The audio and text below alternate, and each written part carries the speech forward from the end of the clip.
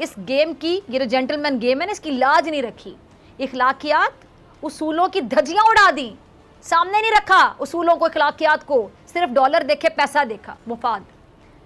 बल्कि कह लें कि इखलाकियात को, उसूलों को जूते की नोक पे रखा। उसका बदला भी तरह तरह से ले रहे हैं। और शेख रशीद साहब ने भी कुछ फरमाया इस हवाले से। क्लिप होगा, जरा टीम चलाइएगा। घर घर मातम तो हो ही रहा है अफगानिस्तान से जो हारे हैं, लेकिन शेख रशीद को दिल का दौरा पड़ गया। खुश थी, बड़ी एक्साइटेड थी, जैसा कि तमाम ख़वातीन होंगी। और आज मैंने ये स्पेशल, ये जो जोड़ा पहना, ये मैंने इस दिन के लिए ख़रीदा, ये मैंने झुमके इस दिन के लिए ख़रीदे और मैंने पहने भी, लेकिन तैयारी भी की जिस तरह मेरा हक था।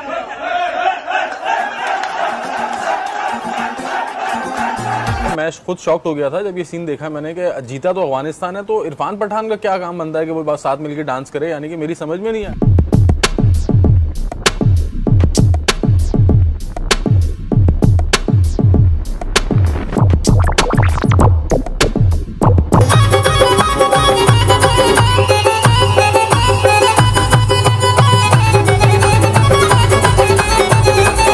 यकीन भी पहले जिम्बाब्वे से आ रहे, पहले जिम्बाब्वे से और अब अफगानिस्तान से आ रही हैं। मतलब कि एंड हो गया, वर्ल्ड कप भी एंड हो गया, मेरे से नहीं होगा। ये सिर्फ अब बंगालियों से जीतेंगे। बांग्लादेश से जीत के पाकिस्तान में भूखी नंगी कौम में खुशी की लहरें दौड़ जाएंगी। फिर दोबारा एक बारी पकड़ो, मारो इनकी पकड़ के, फाड़ दो इनकी चड्डियां सालों के, दो इनको मिला मिला के चाटे पकड़ पकड़ के सालों के।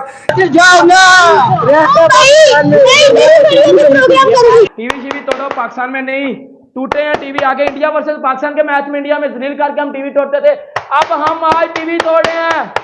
तोड़ो टीवी, पहन दी सीरियाना दी। अबे जिसका एवरेज है उसने दुनिया की एवरेज टीम के आगे घुटने नहीं, अपने आप को झुका दिया। मारो मेरी पकड़ के। कहते ना, एक ही दिल है, कितनी बार उस दिल को तोड़ेंगे। totally humiliating loss that Pakistan has faced today. World class, ये वो है चुतियापे के राग जो अलाप रहते बैठे रहे, आज भी टीवी पे बैठे रहे ये लोग। ये तमाशा निकालने के लिए, ये जनाजा निकालने के लिए पाकिस्तान क्रिकेट को अगर वर्ल्ड कप में जाना था तो उससे बेहतर था कि पट्टा कर लेना चाहिए था। Specially thanks Irfan Pathan sir के लिए, बिग रिस्पेक्ट, हमारे दिल से रिस्पेक्ट। और सारे हिंदुस्तानियों के लिए, हमारा अपना घर है, हमारे अपने भाई हैं जिन्होंने हमारे साथ ग्राउंड में सेलिब्रेट किया और कर रहे हैं और करते रहेंगे अब अगले 1 वीक तक, जब तक पाकिस्तान घर नहीं जाता। लव यू, बिग रिस्पेक्ट हमारी टीम के लिए। यह हमारे लिए वर्ल्ड कप था और हमारे, मैं टीम की बात नहीं कर रहा, हम क्रिकेट फैंस अफगानिस्तान से हमारा टारगेट चाहिए था कि हम इन दहशतगर्दों को हराएं और हमने हरा दिया भाई। यही हमारा टारगेट था। हिंदुस्तान से काफ़ी ज़्यादा प्यार मिला अफगानिस्तान के फैंस को, अफगानिस्तान की टीम को। Love you, specially love you, पूरे हिंदुस्तान को ही काफ़ी ज़्यादा प्यार। और स्पेशली इरफान पठान के लिए जो नाचने के लिए ग्राउंड में उतरे, थैंक यू सर, दिल से रिस्पेक्ट। और भाई अफगानिस्तान के जो फैंस हैं हिंदुस्तान में, वो सब यही बोल रहे हैं कि जितना प्यार हिंदुस्तान में हमें मिल रहा है, हमें नहीं पता था इतना प्यार हिंदुस्तान में अफगानिस्तान को मिलेगा। जय हिंद दोस्तों। तो जैसा कि पाकिस्तानी मीडिया चर्चा कर रहा है राशिद खान और इरफान पठान के डांस के बारे में, जो भांगड़ा डांस उन्होंने किया, इससे पाकिस्तान को लगता है कि उनकी बड़ी फजीयत हुई है, मतलब उनकी बेइज्जती हुई है। इरफान पठान का क्या काम था उसमें, अफगानिस्तान में जीता है। तुम्हारी हरकतें ही ऐसी हैं, पाकिस्तान अक्सर हरकतें ऐसी ही करता है ना। तुम जीतने के बाद क्या करते हो, नमाज़ पढ़ने लगते हो। घर पे नमाज़ पढ़कर नहीं आए हो, हाँ ये यहाँ ये फंस जाते हैं, ये खुद ही एक्सपोज हो जाते हैं। एक तरफा तो ये कहेंगे कि हमारे पास कलमे की ताकत है, तो इसका मतलब ये लोग कलमा पढ़कर नहीं आए हैं।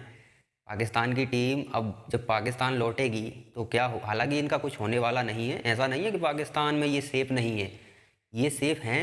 और इसलिए हैं क्योंकि ये चयन होकर ही ऐसे नहीं आ गए हैं कि कोई भी एक व्यक्ति किसी गली मोहल्ले का था और वो अच्छा प्रदर्शन करता था तो उसका सिलेक्शन हो गया पाकिस्तानी टीम में, तो वो आ गया। पाकिस्तान जैसे देश में जहाँ भ्रष्टाचार चरम पर हो, भ्रष्टाचार में सीमाएं लांघ दी गई हों, उस पाकिस्तान में कोई योग्य व्यक्ति क्रिकेट टीम से खेल सकता है? आपको लगता है कि ये संभव है? तो ये लोग राजनीतिक तौर पर पावरफुल लोगों के द्वारा चुने गए लोग हैं, अपने लोग हैं। जैसे कि वो चलता है ना, वो क्या कहते हैं, नेपोटिज्म वाला हाल है। तो इन्हें कोई खतरा नहीं है।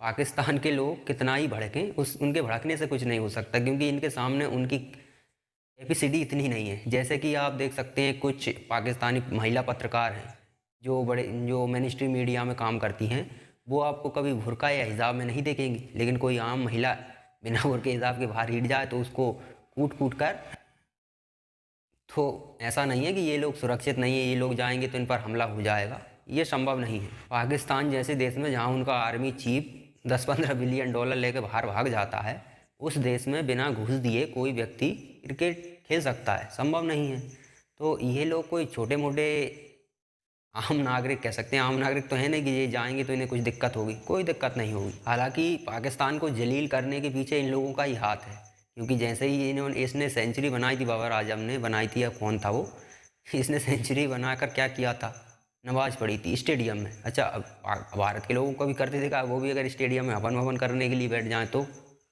ये कोई धार्मिक खेल थोड़ी है, क्रिकेट है। परफॉर्मेंस दिखाओ ना। अब तुम इतने जलील हो रहे हो, ऑस्ट्रेलिया से हार गए, अफगानिस्तान से हार गए, जो कि अभी इस वर्ल्ड कप में उसका परफॉर्मेंस देखा जाए तो खास उतना अच्छा नहीं रहा, लेकिन अफगानिस्तान से भी ये लोग हार गए। जलील कराने के पीछे इनकी टीम का ही हाथ है। अच्छा, हारने के बाद ये बड़े तर्क देते हैं कि यार प्रोटीन कम था, दूसरी बार बोल दिया कि यार ये तो जय श्री राम के नारे लगा रहे हैं। ऑस्ट्रेलिया से के टाइम पे बोल दिया इंडिया की साजिश है, पिच उसी हिसाब की थी। इन लोगों को बहाने बनाने के लिए थोड़ा सोच विचार नहीं करना पड़ता कि भाई जैसे मैच हार गए उसके बाद सोचेंगे कि क्या बहाना बना है, हार की वजह क्या बताएं। ये बहाना पहले से ही तैयार रखते हैं, क्योंकि इन्हें पता है हारने के बाद वो चिपका देंगे। बाद में कौन इतना दिमाग खराब करे, मैच खेलने के बाद में से भी हार थक जाते हैं, तो रिलैक्स करना ज़रूरी है। अब पाकिस्तान के लोगों को सोचना चाहिए कि 6 लाख के समथिंग मौलवी हैं वहाँ पर पाकिस्तान में। 6 लाख मौलवी, अगर एक व्यक्ति 100 स्टूडेंट को संभालता होगा तो स्टूडेंट सहित सभी मिला जुला कर तो लगभग 5-6 करोड़ लोग तो पूरी तरह से मौलवियों ने मौलवी बना दिए होंगे। तो अब आप ही बताइए कि इतने सारे मौलवी, 5-6 करोड़ के आसपास मौलवी हो चुके हैं, 5-6 करोड़ मौलवी होने के बावजूद भी इनकी जो क्रिकेट टीम है वो कलमा नहीं पढ़ रही है। तो इसका मतलब ये तो गड़बड़ है, मतलब ये खुद ही फॉलो नहीं कर रहे हैं। तो पाकिस्तान के लोगों को सोचना चाहिए कि ऐसी टीम आप लोगों ने इंडिया भेज रखी है यहाँ वर्ल्ड कप खेलने के लिए कि जलील पे जलील करवाई जा रही है आपको, हैं? और अफ़गानिस्तान से खासकर आपने अभी अफ़गानिस्तानों को बाहर, जो अफ़गानिस्तान से लोग आए थे लगभग 75 लाख के आसपास थे, रिफ्यूज़ी के तौर पर आए थे। जब अमेरिका घुसा था तो इन लोगों को अमेरिका ने डॉलर दिए थे कि इनको अंदर ले लो। अब डॉलर मिलना बंद हो गया तो इन्होंने भगाना शुरू कर दिया। तो अफ़गानिस्तान का और पाकिस्तान का थोड़ा, और जब से तालिबान भी आया है तब से इन्होंने सोचा तालिबान बैठ जाएगा तो अफ़गानिस्तान पर अपना ही कंट्रोल होगा। लेकिन जब से तालिबानी शासन अफ़गानिस्तान में आया तब से तो और इनकी ज़बरदस्त कुटाई होने लगी है। पाकिस्तानियों को वो आए दिन कूटते रहते हैं बॉर्डर पर, ठीक है। जब पहले अफ़गानिस्तान में डेमोक्रेटिक सरकार थी तब भी इनकी इस तरह से मतलब विवाद नहीं होता था, लेकिन अब तो और इन लोगों के बीच में जब से अफ़गानिस्तान में तालिबान बैठा है तब से तो इनका एक आध एक सैनिक ये आए दिन निपटाते रहते हैं। और ये अफ़गानिस्तान का जो तालिबान है वो पाकिस्तान के तालिबान को खुलकर समर्थन देता है।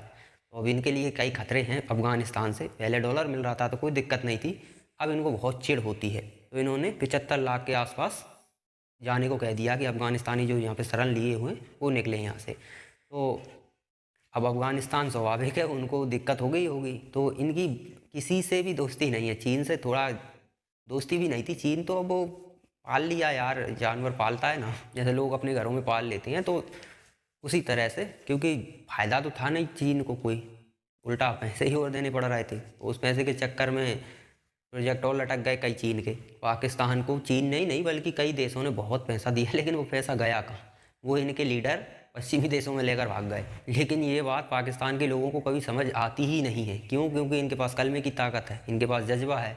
जब भी पूछा जाता है पाकिस्तान की आवाम से तो ये एक ही बात कहते हैं, हमारे पास जज्बा है, हमारे पास कलमे की ताकत है। हालांकि अब इन्हें पता ना हो कि मैच खेलने के लिए स्किल्स की ज़रूरत होती है, आपके अंदर स्किल्स होनी चाहिए तभी आप मैच जीत सकते हैं। कलमे की ताकत या किसी भी तरह की ये जज्बे मजबे से मैच नहीं जीता जाता। हालांकि इस मामले में मैं पाकिस्तान की आवाम की गलती नहीं मानता हूँ। 6-6 लाख मौलवी इन लोगों ने पाल रखे हैं, तो वो मौलवी इनको सिखा रहे हैं कि तुम्हारे पास कलमे की ताकत है, जज्बा है तुम्हारे पास, ये 2 चीज़ों के अलावा कुछ और सिखाते भी नहीं है। तो ये इसके अलावा और करेंगे क्या? अब इस तरह की हरकतें करेंगे तो स्वाभाविक है दुनिया में जलील होंगे। यही नहीं, दुनिया में ही जलील होते हैं। इनके प्रधानमंत्री के तक कपड़े उतरवा लिए जाते हैं अमेरिका जैसे देशों में। तो जलील तो ये खेल के अलावा भी हर जगह देखा जाए तो वहाँ जलील ही होते हैं, क्योंकि कलमा और ये जज्बा मजबा करते रहोगे अब ये नमाज पढ़ रहे हो तुम, नमाज पढ़ोगे तो लोगों को गुस्सा आएगा कि नहीं? पाकिस्तान के अलावा भी बहुत सी टीमें हैं ना, कोई एक टीम तो है नहीं वर्ल्ड कप में, वो टीमें भी तो हैं, उनमें से कुछ टीमें श्रृंखला में सबसे नीचे होंगी, उनकी कोई चर्चा करता है क्या? लेकिन वो ऐसा नहीं करते कि एक आध बार गलती से सेंचुरी क्या बना ली और नमाज पढ़ने लगे, ऐसी उल्टी सीधी हरकतें उनको करते नहीं देखा। तो वो शांत है, वो हार भी जाएँ तो जल हालत उन्हें भी महसूस नहीं होती और कोई उनकी इस तरह से बेइज्जती करता भी नहीं है। लेकिन पाकिस्तानियों को ये खुजली है, इंडिया में बैठकर, इंडिया में तुम आए हो, यहाँ पर मेहमान नवाजी, हम ठीक है जैसे तैसे दुश्मन सही, लेकिन इजाज़त देनी पड़ी, मजबूरी थी। आने के बाद सबसे पहला काम क्या किया इन्होंने? चाय का कप लेते हुए फ़ोटो पोस्ट की इन्होंने सोशल मीडिया पर। अभिनंदन का मजाक उड़ा रहे हो तुम, इस तरह की हरकतें करोगे तो इंडियंस को गुस्सा तो आएगा ही आएगा। दूसरा काम कर रहे हो, बीच स्टेडियम में नमाज़ पढ़ रहे हो, नमाज़ पढ़नी थी तो जिस होटल में ठहरे हो वहाँ पर पढ़ कर आते, लेकिन अब खुजली वाला मामला है तो खुजली है तो स्टेडियम में कर रहे हैं इस तरह की हरकतें। अब स्टेडियम में तुम इस तरह की हरकतें करोगे, पूरा देश दुनिया देख रही है तुम्हारी हरकतों को, और फिर इसके बाद तुम जब हारोगे तो क्या करेगा? पब्लिक तो तुम्हारी बेइज्जती ही करेगी ना। अब पब्लिक का जवाब देने का तरीका अपना है, वो अपने हिसाब से जवाब देंगे। तुम लोगों को जो करना था वो तुम कर रहे हो, और वो ये ही करोगे, अभी भी इनको कोई फ़र्क नहीं पड़ने वाला, ये मैं हमेशा कहता हूँ, क्योंकि इनके जहन में वही भरा हुआ है, जिहाद, कलमा वगैरह वगैरह ये चीज़ें भरी हुई हैं। इनको कितना ही जलील कर लिया जाए, इनको एक रद्दी भर भी फ़र्क नहीं पड़ता, क्योंकि ये मानते ही नहीं कि जलालत कुछ होती भी है। क्योंकि इनके पास ज़रूर हो ना हो सांडे का तेल है, वो आपने सुना नहीं, कितनी भी मार खाओ, कितने भी जूते खाओ, कितनी भी गालियाँ खाओ, सांडे का तेल लगाने के 1 घंटे बाद फिर मार खाने के लिए तैयार हो जाओ। इनकी वही हालत है, इतना भी जलील होगा ये आज, रात को सोएंगे, सुबह उठ के फिर जलील होने के लिए तैयार है, क्योंकि हरकतों से बाज नहीं आ सकते। हरकतें करोगे तो दुनिया तो जलील करेगी। अफ़गानिस्तान ने भी बड़ा जलील किया है, इतना जलील तो इंडिया ने इन लोगों को नहीं किया था, इतना जलील अफ़गानिस्तान ने इन लोगों को कर दिया। तो भाई अगर थोड़ी सी अकल हो और आगे से जलील नहीं होना है, जो कि तुम होगे, ये तो पक्का है, जलील तो होना है, क्योंकि आदत कुत्ते की पूंछ को 12 साल 50 साल जितना भी उसमें डालो पाइप में, वो निकलेगी जब टेढ़ी ही होनी है, तो जलील तो तुम्हें होना ही है। और यदि थोड़ी बहुत अकल हो, नहीं होना चाहते जलील, तो हरकतें ऐसी मत किया करो। स्टेडियम में नमाज़ पढ़ना, अभिनंदन की इंसल्ट करना, तो ये सारी हरकतें करना बंद कर दो, जलील होना बंद हो जाओगे। लेकिन वो पाकिस्तानी ही क्या जो अपनी हरकतों से बाज आ जाए, तो जलील तो इन्हें होते रहना है, और हमें क्या है, हमें मनोरंजन करते रहना है, होते रहो जलील।